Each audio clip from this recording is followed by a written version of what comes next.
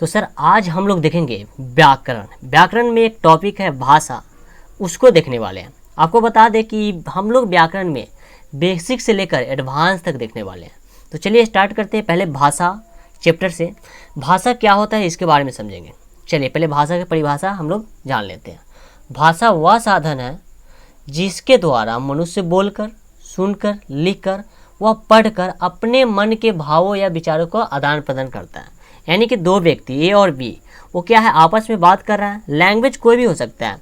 ए इधर से जो बातें कर रहा है, ए बी को बता रहा है, तो बी उस चीज़ों को समझ रहा है, वही भाषा होता है।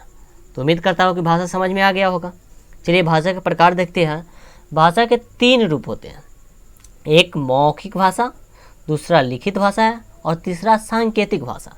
चलिए इसके बारे में जान लेते हैं। मौखिक भाषा होता क्या है इसके बारे में जानते हैं। तो देखिए, भाषा का वह रूप जिसमें एक व्यक्ति बोलकर विचार प्रकट करता है और दूसरा व्यक्ति सुनकर उसे समझता है, उसे ही हम मौखिक भाषा कहते हैं। यानी कि ए व्यक्ति है और बी व्यक्ति है। ए क्या कर रहा है कि बी को बोल रहा है, कुछ बातें कर रहा है, और बी उस बातों को सुनकर समझ लेता है, उसे हम मौखिक भाषा कहते हैं। तो समझ में आ गया। उसके बाद है लिखित भाषा। ये किसे कहते हैं? चलिए, भाषा का वह रूप है जिसमें एक व्यक्ति अपने विचार या मन के भाव लिखकर प्रकट करता है और दूसरा व्यक्ति पढ़कर उसी बात समझता है, लिखित भाषा कहते हैं। यानी यही जो बोला हुआ है ना, उस बातों को हम कहीं चिट्ठी द्वारा लिखकर भेजते हैं।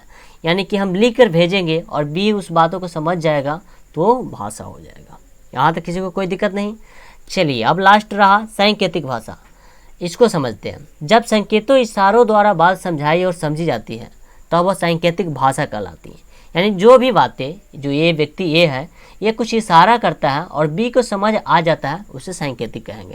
जैसे हम भोजन कर रहे हैं, भोजन करने का इशारा देंगे, सामने वाला समझ गया कि भोजन करने के लिए कह रहा है, तो वो क्या हो जाएगा, सांकेतिक भाषा हो जाएगा। या हम रुपया के लिए अगर इशारा करते हैं सामने वाले व्यक्ति के, वो समझ जाएंगे कि हाँ ये रुपया मांग रहा है, तो ये क्या हो जाएगा, सांकेतिक भाषा हो जाएगा। तो आज का टॉपिक यहीं पर समाप्त करते हैं, ठीक है। फिर मिलते हैं नेक्स्ट टॉपिक लेकर।